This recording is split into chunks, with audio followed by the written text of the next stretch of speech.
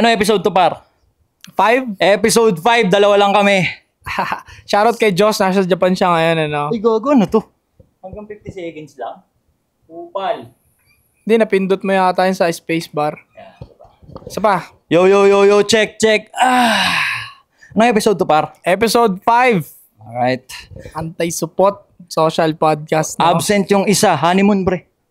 Japan. Nasa Japan si Josh ngayon sa mga maghahanap dyan. Nasa Japan siya ngayon. 2 weeks siya dun. Bali, 2 episode na putang. Tayong 2 paanggago tayo dito. Yeah, walang play safe na Josh on point sa paligid. Uy, gago. Play safe. Sabi sa comment eh. Sabi sa comment, wala akong nabasa. Basa niya yun. Basa niya naman. Saan comment? Yung about sa mga bading. Kasi hindi siya nagbigay ng komento, di ba? Tumawa lang siya. Pero hindi nila alam kung pinanood yung buong podcast na sa YouTube. May nagbigay din ng take si Josh doon na site niya. Ang punto nga ni Josh, 2 lang gender eh. Sinabi niya pa nga, di ba, mabait pa ako kasi in-include ko. Yup. Alright. Pero siguro kung si Josh nag-deliver ng sinabi mo, hindi sila ganun ma-open. Gopings eh.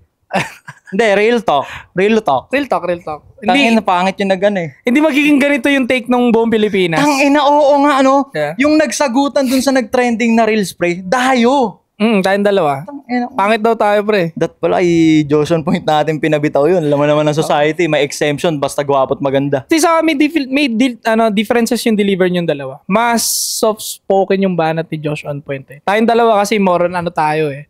Bahala ka intindihin yung sinasabi ko. Ganito tayo eh. Yun nga yun, ang labo. No, kasi kumbaga, iisa naman yung pinupunto, pero pag tinaglis mo yon, mas okay ka, mas katanggap-tanggap. Pero pag ganito na puta, game na, ayaw nila. Lalo siguro kung pure English yung sinabi mo, baka hindi sila na-offend dun. Diba? Oo, kasi karamihan, baka di nila nag-gets. Hello! Yan na naman. Totoo naman. Ang daming ideya na lumalabas sa internet, phrases or quotes na, putang ina, ganun din yung sinabi ko nun ah. Wala pa ganun ako eh. Putang ina, ganun din sinabi ko nun. Ba't ako nabash? Mas masakit pag Tagalog. Tsaka pag sa pangit galing. The audacity! Kung sino pa yung The audacity! Ay, sa atin sila bad trip eh. Yeah. The audacity daw natin 2 eh. Pangit daw tayo eh. Tapos ngayong episode tayo na yung magkasama. Pero pag pinrofiling mo, tinignan mo yung mga nagsasabi na pangit ka sa daw. Yung dami nag-comment kasi. Kumbaga, tangina na itong 2 na to, the audacity. Ang papangit din naman nila, pre. Mas masagad pa nga sila eh. Kumbaga mas... Pag tinignan mo talaga yung profile ng mga baklang Gina G tol. Yun naman, nag-hate comment sa atin. Ang pangit talaga. Kasi yung mga baklang magaganda na tapasintabi sa mga baklang magaganda, yung talagang trans na... may mga chicks kasi talaga. Yung fully transformed na, yung lumalaban talaga ng malupitan. Tapos may mga masasarap na buhay. Wala silang pakialam, pre. Pero yung mga pangit na bakla, ang tawag ko dun baklang kanal eh. Yung mga baklang pre, kanto-kanto yung ugali. Baklang kanal ang putang daga, yun ah. Yung pangit yung ugali na bakla. Yeah. Sila yung mapanglait, yung ad hominem sa atin. Sila yung, ikaw na lang, tignan mo mamaya pagka yung mga nag-comment ng pangit tayo, ubod ng pangit talaga, pre. Baka ma-misinterpret nila. Kala ko ba pangit lives matter? Yung sa akin, ang parang bino-voice out ko, maging malupit na pangit. Iyon. Maging malupit na pangit, maging may tira na pangit, hindi yung maging bakla lang na baklang kanal na pangit na wala talaga eh. Di ba? Wala talaga. Kasi ngayong, may mga nag-comment din naman na babae na artista na yon, beauty queen na yon, pero parang napilitan na lang sila eh. Parang kasi, uy, ano tayo? Ginigera tayo dito, sis. Maganda ka ba? Makiisa ka naman. Kasi nag-comment sila parang ika-third day na eh. Wala kasi na. Trending na yun, pre. Kung may paki talaga sila, yung magagandang bading, umpisa pa lang, nag-ano na sila. Pero inintay nila na aswangin muna ng mga dagang kanal. Mismo. Ang maingay talaga dyan, pare, yung mga baklang walang ginagawa sa buhay masyado. Kasi kung iintindihin nyo yung sinasabi ni Atunon, in-explain lang niya na hindi naman totoo yung sinasabi niya na mas maraming bakla kaysa puno at mainit ang Pilipinas. Scientifically nga yun eh. Walang ganun. So walang katotohanan yung sinabi niya. Joke lang niya yun kasi nga napag-uusapan sa Facebook na mas marami daw yung bakla kaysa puno. Hindi talaga kami nag-create nun. Sa Facebook trend na. Yeah. Hindi, actually ako yung nag-post nun. Ikaw din ba nagpakalat? Ako yung nag-post nun. They deserve. Pero ang gusto ko dong gawin, ayan, nagtitrip tayo. Diba? Kung baga nagtitrip tayo na ang topic natin ay yung mga bading. Diba kasi nga ang parang pino-point out ko doon na tayo na, pag mga bading ng okray, ba't okay lang? Pag sila may sinabing foul, ba't okay lang? Di ba? Tinesting lang natin sa kanila kaso puta mas iyakin pala sila, no? Kaya nga sobra.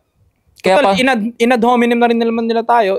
Chinik ko yung mga profile nila. Hindi rin talaga magaganda to. Oh, pre, Mas maganda ka pa nga sigurong bakla pagka naging alam mo, ng buhok eh. Alam mo, mas yammers. Mas chicks pa yata tayo dun pag Tayo na may nagko-comment pa. Tayo na ganyan yung dalawa na yan kasi hindi ata nabigyan ng 150 po. Kinangina mo, 150? Ayup.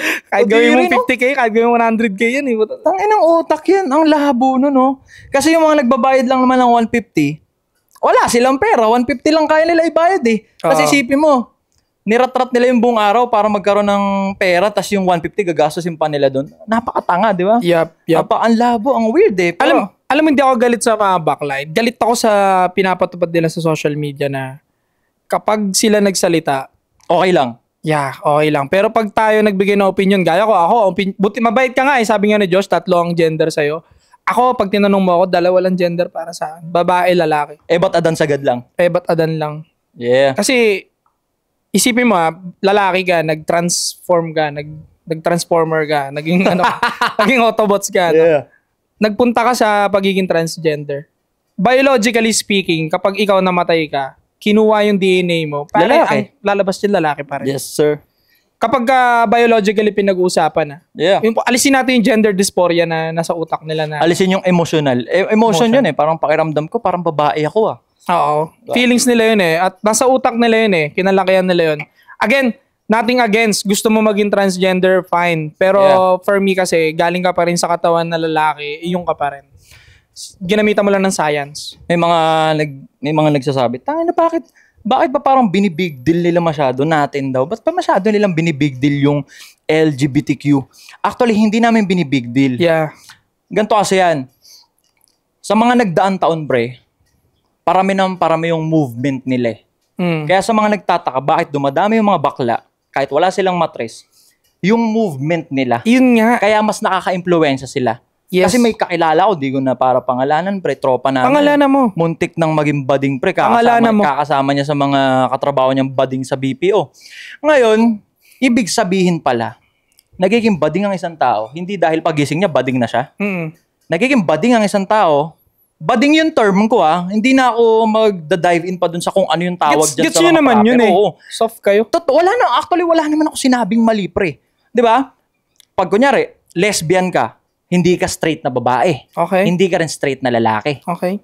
Di ba sabi ko nun, 3 lang gender, babae, lalaki, bading. Pag hindi ka straight na lalaki, hindi ka straight na babae, bading ka. Di ba ngayon, balik tayo dun sa kung bakit sila dumadami. Kasi nga yung movement nila na itong mga nagdaang taon, lintik, di ba? Kaya parami yung bading. Parami yung tibo na naka-burst paid. Padami yung, basta may I identify myself as ganto ganyan. Two-spirit. May mga tawag pa sila dyan. Parang sa ibang bansa, alam ko parang 90 plus yung tawag sa ganyan eh. Yes. Dumadami yung movement para maka-impluwensya na maging bakla ka, na maging bading ka. Ngayon, eto, unat-una pa lang.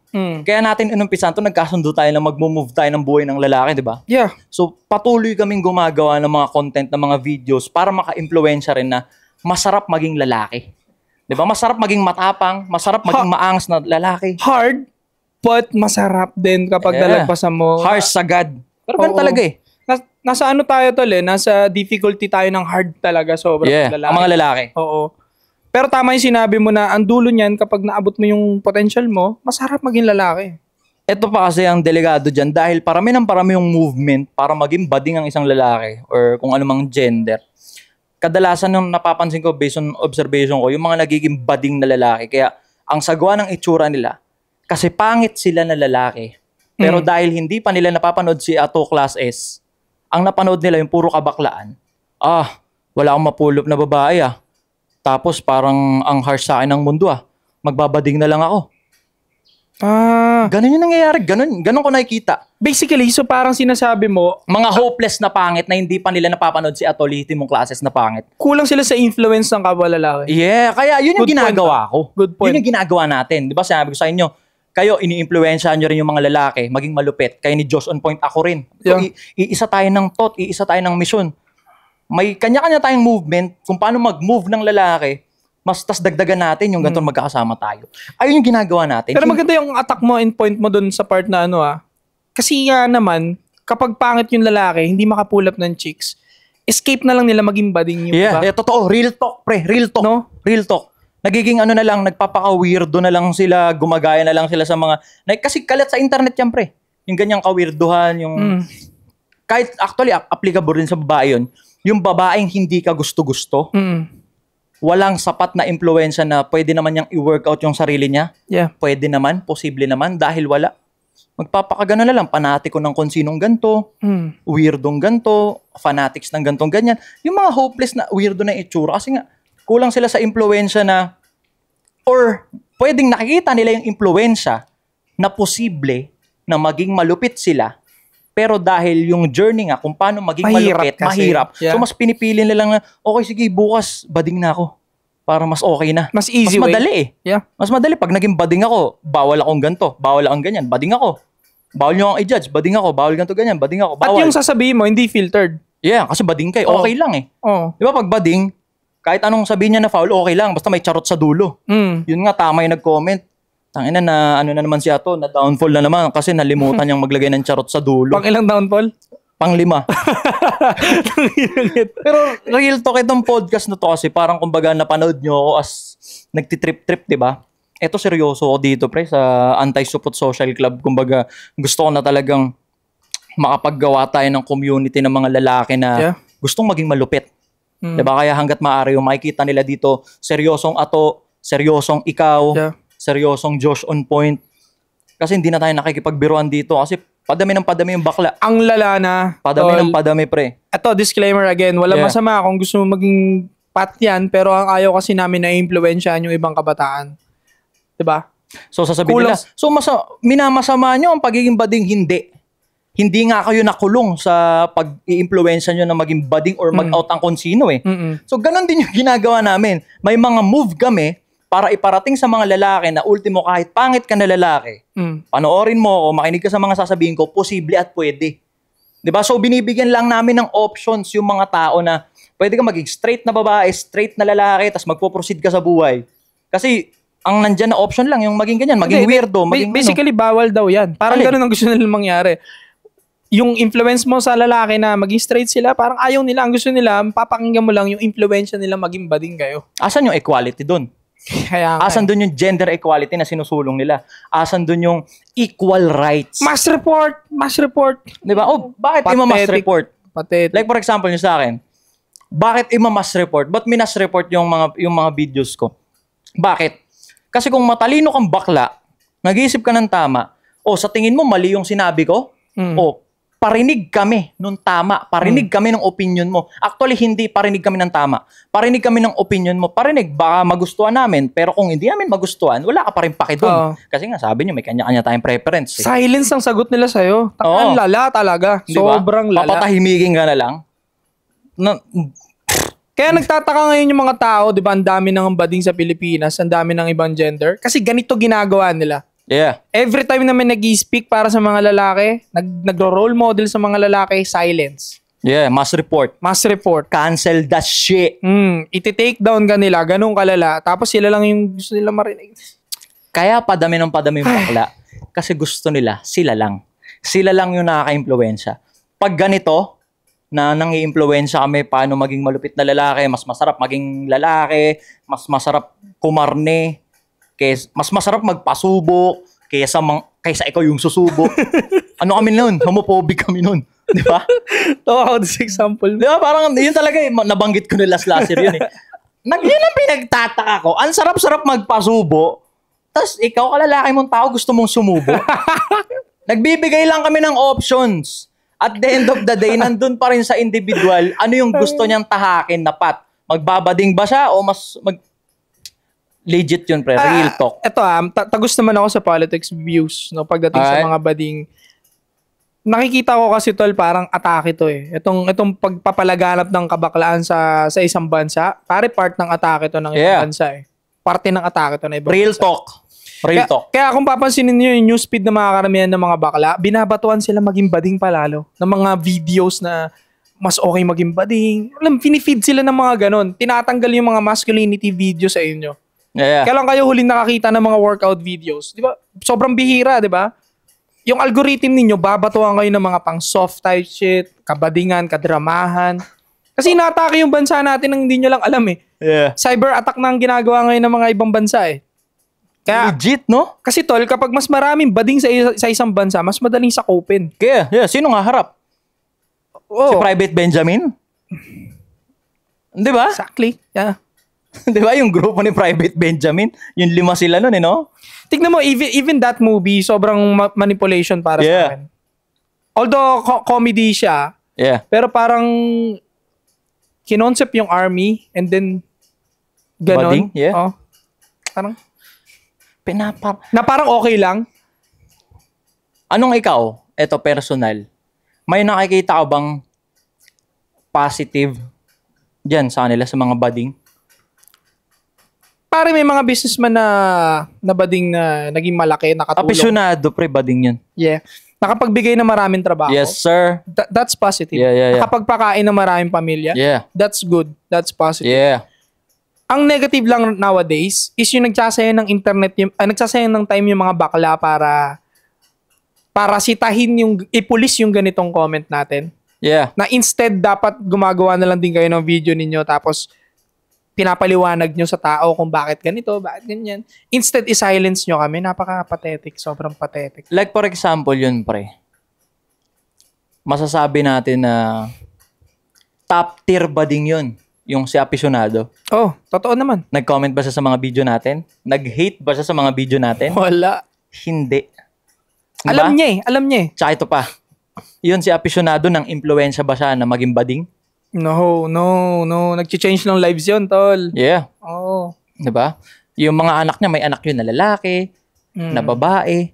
Yung lalaki ba, in-impluensya niya maging bading? Hindi. Never siyang nang impluensya maging bading ang konsino.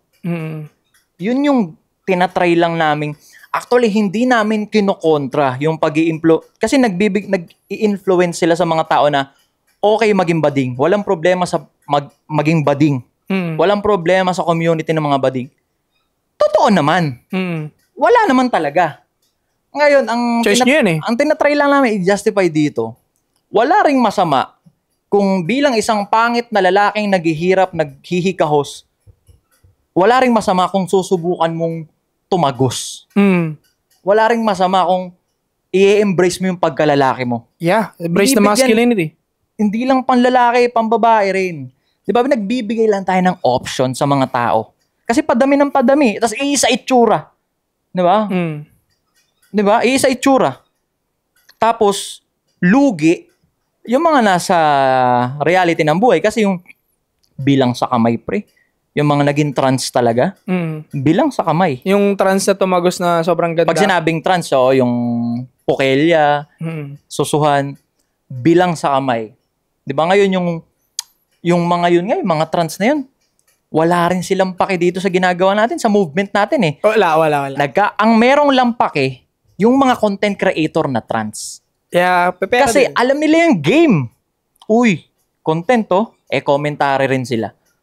Di ba? Ganun yun eh. Okay lang din. Pasa nila yung knowledge nila. Yes, sir. Okay lang din. Yes, sir. Walang attacking. Inatake ba natin sila? Hindi. At, kung sabihin naman natin mas maraming bakla kaysa puno, kung factual yun, pare. Kasi 20% na raw yung bading sa Pilipinas, pati mga bay. Oh. Hindi pa kasama yung mga hindi pa nagdaladlad, pare. Sa populasyon ng Pilipinas, 20% bading? Oo, mas marami talagang bading kaysa puno. Puta. Factual. Shit. So, ano nakaka-offend doon, di ba? Tsaka, ito ang pinagtatako, pre. Bakit ka magagalit pag tinawag kang bading? Ano ka ba? Pag tinawag kitang bro, pag tinawag kitang tol, pag tinawag kitang gar, edi I identify you as a straight man. Mas offensive yun. Anong gusto mo? Tawag kasi ate? Hindi, real talk na lang, lahat sa kanila nakaka-offend. Puro na lang lahat na lang ng bagay sa kanila nakaka-offend. They are so soft right now, pare. Sobrang soft. Di ba? Yan yung pa-comment down below. Ano bang gusto nyong itawag sa inyo? Kasi hindi pwede na iisa-isahin pa namin kayo para itanong kung anong pronouns nyo. Agree ka ba doon? Agree ka ba doon? Alin? Kumbaga, kasi ang nilalakad ng ibang mga trans, dapat you should ask the person pronoun first before you address. Putang ina, nadagdagan pa tayo ng nadagdagan pa tayo ng trabaho. Ang hirap na nga makipag-interact pag hindi ka, yung, ano ba tawag doon? Ano ba? pag hindi ka, di ba introvert yung mahinhin? Ayun, Ano yung kabaliktaran? extrovert. Yun, pag hindi ka extrovert, ang hirap mag-approach ng tao. Putay na, atas ang unang approach mo pa sa kanya, anong pronouns mo? Bro, nakakaya magtanong nun. Alam mo, Ikaw ba, imagine mo sarili mo, sir, kuya, ano bang pronouns mo? pag natanong mo yun sa straight Ay, na bawal lalaki, pala yun. kokotongan nga Bawal boxing pala yun. yun. Ano po bang pronouns mo? Kapag lalaking masculine yun, what the fuck? Away yun. Nasa EDSA ka, di ba? Tatanong ka sa conductor, pupunta ka sa TAF, di ba? Pupunta ba to papuntang TAF to? Dadaan ba ng TAF to? Ang tatanong sa conductor, kuya, anong pronouns mo? Hindi, nagkuya ka na. Alis yung muna yung kuya. Anong pronouns mo? Hello, excuse me, anong pronouns mo? Puta, duraan ka nun, ng conductor na yun. Hindi naman nagpe-Facebook yun eh. Kaya nga eh. Ang ginagawa lang sa cellphone nun, scatter, wala siyang alam dun. Scatter. Gagano sa'yo yun, no? O, di ka nakarating sa TAF. Para sa akin, hindi siya... Hindi applicable talaga. Hindi. Mapapaaway ka dyan sa pronoun na yan, sabi ko sa'yo. Siguro, para sa akin, gawa sila ng brand.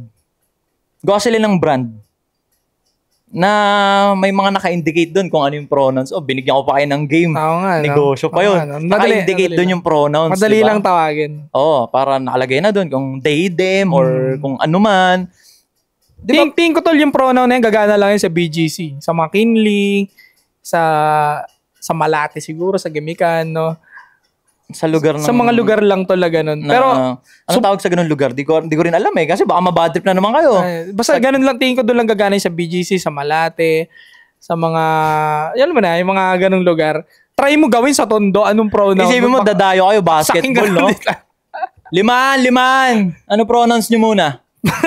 Di ba? Bob! Wala kayong matatapos. Ang bullshit. Diba? Hindi. Siguro kung kayo yung mag-approach, magpakilala kayo or magsuot kayo, may ID kayo na nag-i-indicate kung ano yung pronouns nyo. Pero ayun nga yung sinasabi namin. Ang mahirap yung ipipilit nyo pa. Kaya nga eh. Kasi diba sabi nyo may kanya-kanya tayong preference. Paano kung hindi namin preferred aralin yung kung paano nag-work yan? Ayaw namin yan. Yung aralin pa yung pronouns na yan. Ayaw namin mag-adjust sa inyo. Buhay namin to eh. Buhay namin to. Diba kayo nga? Nagbakla kayo eh. Pinakailaman ba kayo? Dinemanda ba kayo? Minas report ba kayo? Hindi naman. Diba? Never tayo nag-contradict. Never natin kinontra yung gusto nilang maging ganyan. Nagbibigay lang kami ng options, alright? Napaka-basic na yung na-explain niya ito kung tutuusin at hindi nakaka-offend, ano? Kayo nagpumili nung ganung bagay, kami rin na mag-a-adjust dun sa feelings nyo dun. Para, come on, man. Diba? Kayo pumunta dyan eh. Kayo nag-transform dyan eh. Tapos kailangan sundin namin yung idealism ninyo, 'di ba? Yung gender dysphoria ninyo para lang hindi masaktan yung feelings ninyo na wala naman kami diyan nung panahon nagpa-opera kay. Hiningi mo ba approval namin diyan nung time na 'yon? Pero minsan may mga na-encounter ako pre, like for example, nagtitinda ng kunyari street vendor siya tas tibo. Alam kong tibo siya. Pero dahil 2025 na boss ang tawag ko sa'yo. Gumanon ako. Atin na lang po. Ang awkward. Bibili ka lang presibo, bibili ka lang calamares dahil tomboy yung nagtitinda. Ano tawag kasi boss? Gaganunin mo ba? Awkward talaga. Yeah. Ang awkward. Pero minsan pag sobrang tombits na naka-burst paid na, kinukuya ko na lang para... Boss. Wala naman masama, no? Pero yung gusto ninyong tanungin pa yung pronoun ng bawat fuck. Kalokohan yun. May nakita akong gano'n na, yung content creator na trans nga, nagko-content siya nung ganun, yung trans serye. Nagtanong-tanong siya sa mga tao dun sa concrete, concrete na lugar eh. Yung kung okay lang ba yung i-asap yung pronoun bago kausapin, wag mag-assume. Maraming nag-agree sa kanya, pero sa BGC ilan lang ba yung tao dun? Ayun nga. Diba, testing mo yun sa saan ba? Sa pusod ng Makati. Yan. O kaya sa Antipolo, pare. Diba? Sa mga ganun, sa mga totoong buhay, diba sa totoong buhay mo i-try? Magtanong ka ng gano'n, okay lang ba na bago mo kausapin ng tao, tatanong mo na yung pronouns niya? Baka may sumagot sa'yo ng pandesal eh. Pandesal. Ano yung pronouns? Pronouns parang narinig ko yan nung grade 2 ako sa English. Parang gano'n eh. Diba? Hindi, sasagutin ka nila dyan, aralin nyo kasi. Yung mga hindi, gusto nga nila mag-adjust nga yung buong community sa kanila. Hindi talaga eh. Wala sila sa reality, tol. Hindi talaga. Tapos kung sa tingin nyo may mangyayaring hindi kami titigil eh. Kasi hindi kami titigil, hindi dahil gusto namin puksain kayo, hindi ganun.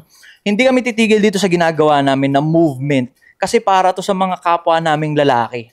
Kasi pakunti nga ng pakunti yung lalaki. Lalo sa yung mga ganun na pangit na hopeless. Na nahabag ako na mas pinili niya na lang maging bading para maging belong. Para may community rin siya, di ba? Yes, sir. Kasi sobrang lonely maging pangit na lalaki na, imagine mo kung maliit ka pa, pare mga 5'1" ka. Ang lala nun, tapos hindi ka binayaan na itsura sagad. Yeah. Diba? Tayo may nagko-comment pa, pre. Nagme-message pa actually. Sinasabi, tang ina mo, sana magkaanak ka ng bading. Sana magkaanak ako ng bading. Anong akala nyo sa pagiging bading nakakahawang sakit na namamana? Parang kinokontradict nila yung sarili nila. Diba? Anong akala nyo sa pagiging bading? Puta, nakakahawang sakit na namamana na ipapasa ng magulang. Hindi. Puta, nasa environment yun. Tol, and speaking doon sa sinabi niya, bading ba yan? Kung bading yan, parang sinabi niya na rin na sumpa yung magkaroon ng bading na anak. Kasi, oo nga. Kasi bakit mo, bad trip siya sa akin eh. Oo. Tang ina mo, sana magkaroon ka ng bading na anak. Bakit ganun? Diba? So, gusto mo parang sana magkasumpa ka na. Parang, siya rin nagsabi na parang magkaroon ka ng maling. Yeah. Siya rin nagda-down sa kapwa niyang bading, di ba? Kung titignan mo. Hindi naman tayo talaga. Hindi talaga. Hindi siya namamana, hindi yun pagkapanganak mo, bading ka na, hindi ganun. Di ba kasi nga, yung first word, mommy, daddy, yung tinuturo ng magulang yun eh. Lahat ng kakalakhan ng isang batang pinanganak sa mundo, tinuturo ng magulang, tinuturo ng environment. Yan ang role model. Diba? Pag yung environment, yung bahay, puro nagmumura, yung bata, palamura. Yup, squatter. Pag violente sagad yung environment, yung matatapang lahat, yung bata, murang edad, ang tapang-tapang. Violente rin. Pero pag malambot yung environment, babading-bading lahat, soft sagad, may tendency talaga maging bading. Diba? Yes. At, babalik muna kami Yeah. Putang ina mo.